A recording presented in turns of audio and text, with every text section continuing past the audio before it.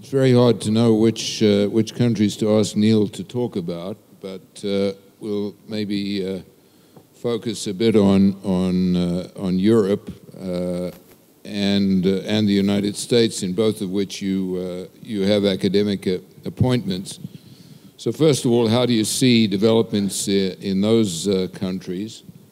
Secondly, those countries, continents. Secondly, are you worried that somewhere down the road, fairly soon, we'll see another Lehman-type crisis? And thirdly, given your long historical perspective, how do you see the changes that are now taking place in the global economy, and how much do they worry you? Thank you, Stanley. It's a huge honor to be here at this conference, and thank you so much for inviting me. I'm going to conjure up the spirit of Donald Rumsfeld in answering your questions. I'm going to begin with the known knowns and take it on from there until I get to the unknown knowns.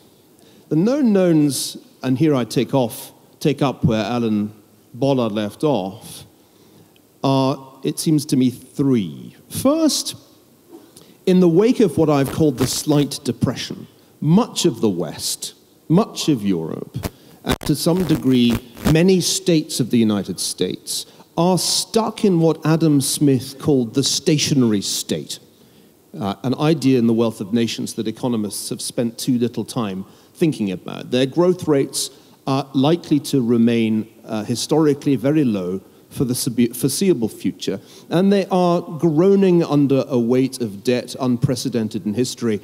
The stated gross debts of governments, which you read about regularly in the Financial Times and elsewhere, understate the problem. So if you read that Greece has a public debt of 153% of GDP, or that the United States has 107%, or that the UK has 88%, treat it really with a pinch of salt.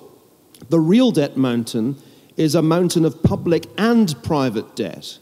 And when you calculate that mountain for the UK, for example, the number is 507%, which has no precedent in history because private debt has never reached such heights at any time of which I have heard.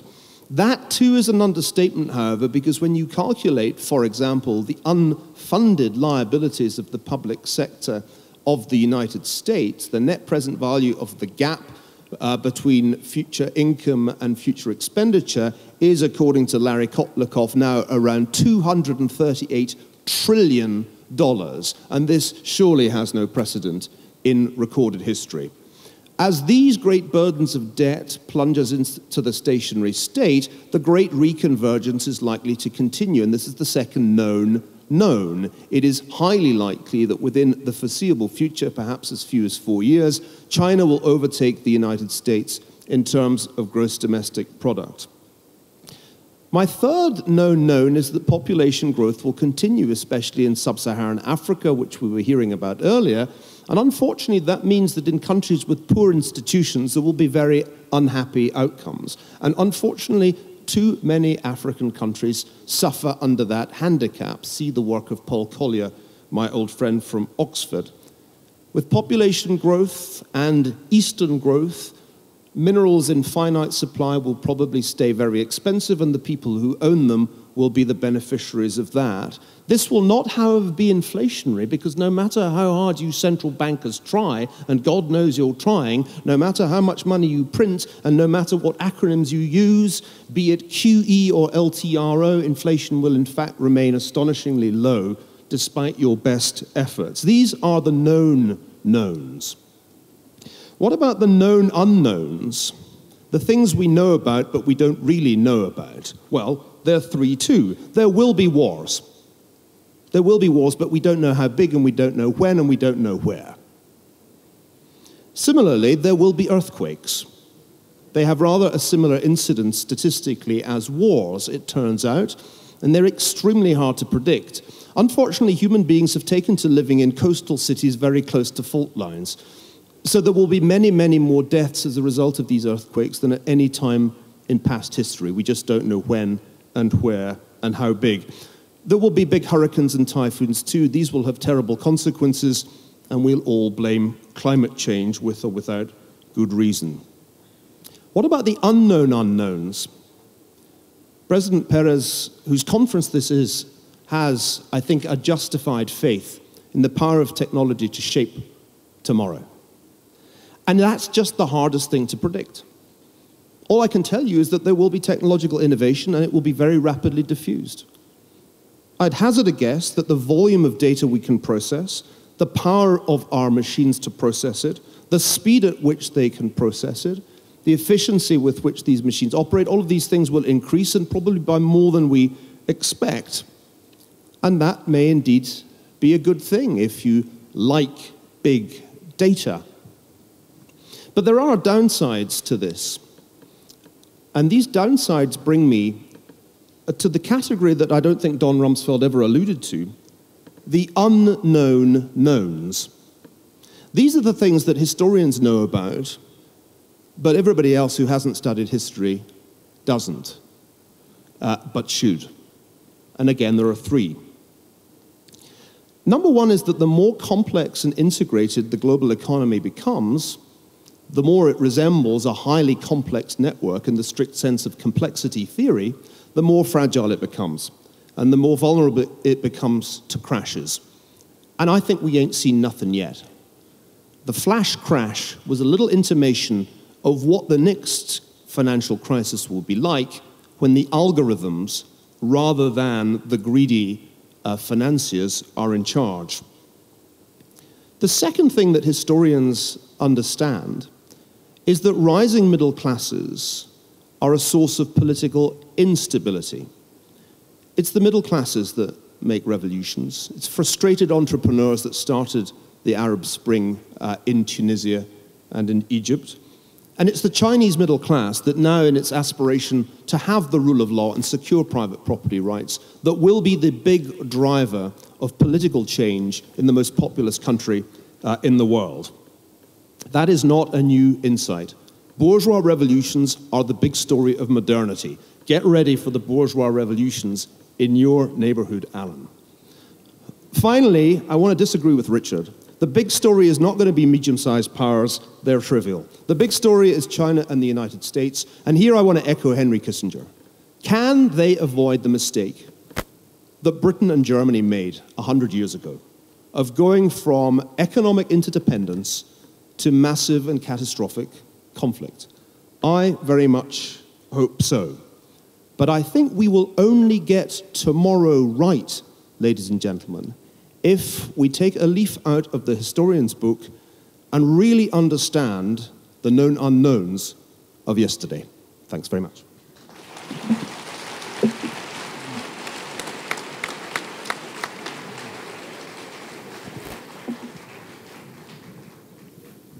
Martin, you have a government that has espoused a particularly interesting economic strategy of pre-announced 5-year program to get the economy in shape.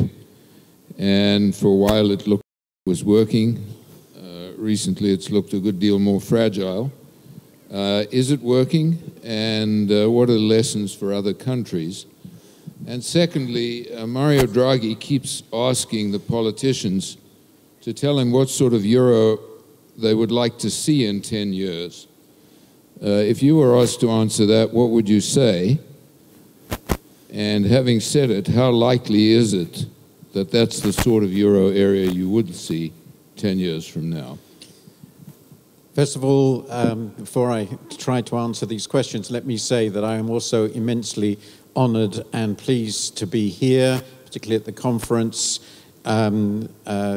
organized by and for the President Perez.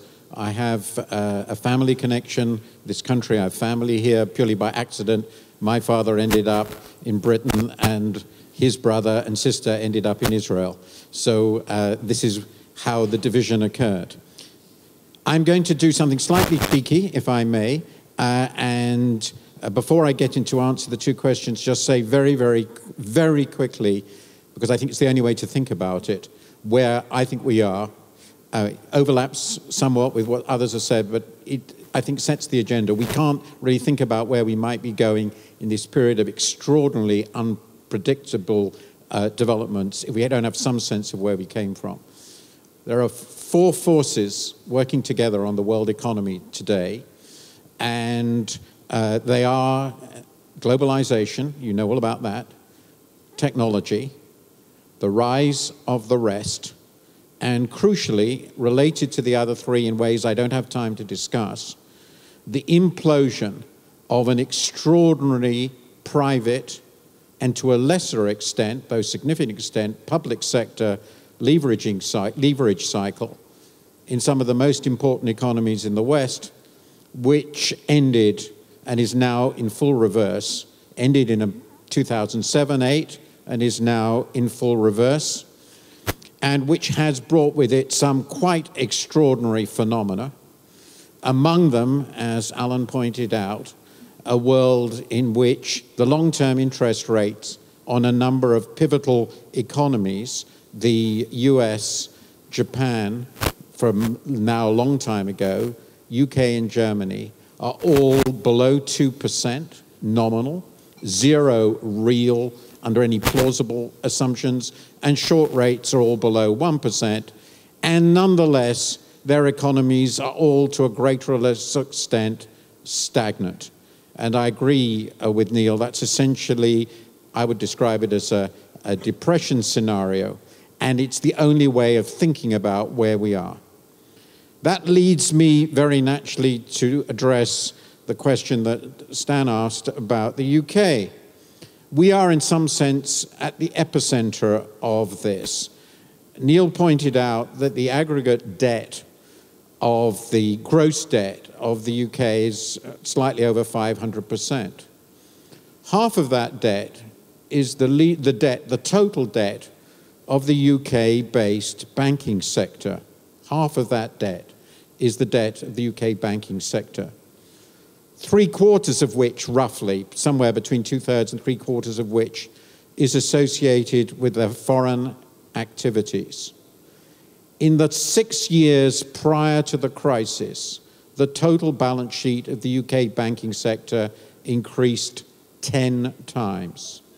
And that really explains why what I say that we were at the epicenter of this crisis is an apt description.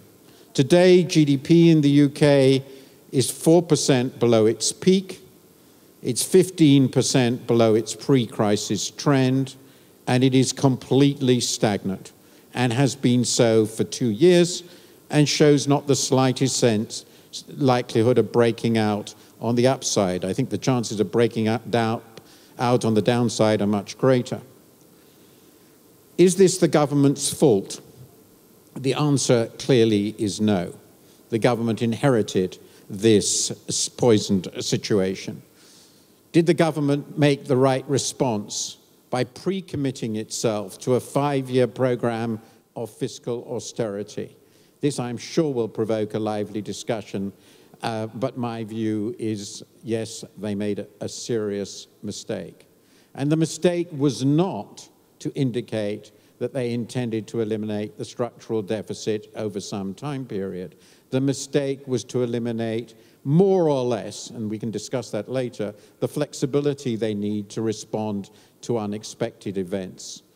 And the truth at the moment in the UK is that monetary policy on its own is more or less ineffective.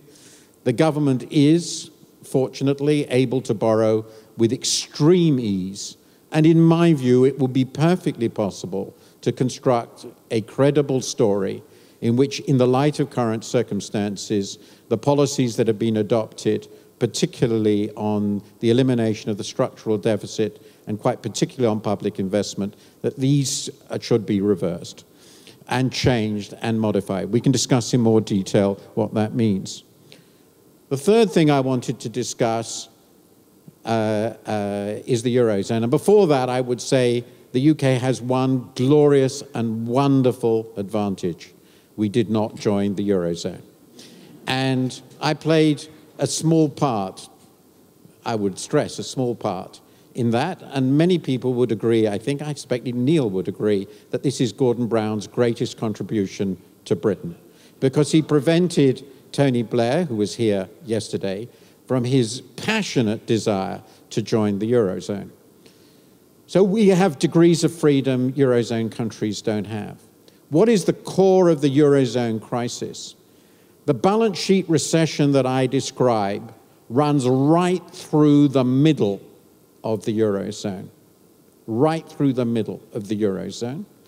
And the Eurozone is an almost perfectly designed not to be able to respond to that situation, because all the normal processes of adjustment to the crisis of this kind in the short and long run have been eliminated. Fiscal flexibility is lost by the countries with the balance sheet recession. Nobody wants to lend to them anymore. Monetary policy flexibility is gone by definition.